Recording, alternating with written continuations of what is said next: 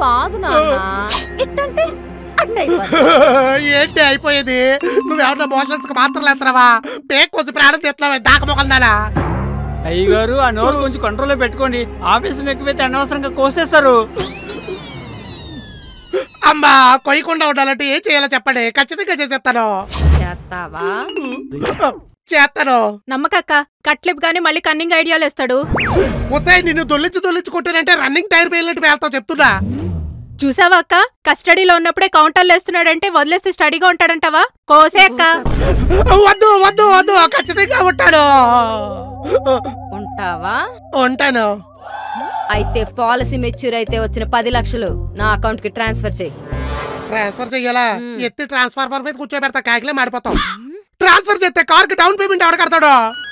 అది కట్టేస్తావనే రా, ఇలా కట్టేసింది. నా అకౌంట్ కి ట్రాన్స్ఫర్ చేస్తా, పాస్వర్డ్ చెప్పు. నీ కాసుల మీద కొంటానంటే ఇప్పేస్తావు కదే, సచ్చినే కొట్టను. నేను కొడతాను. మొగుడిని కొడతావా? నా వెనకాల మహిళా సంఘాలు ఉన్నాయే, నిన్ను రోడ్డుకి ఇడతారు.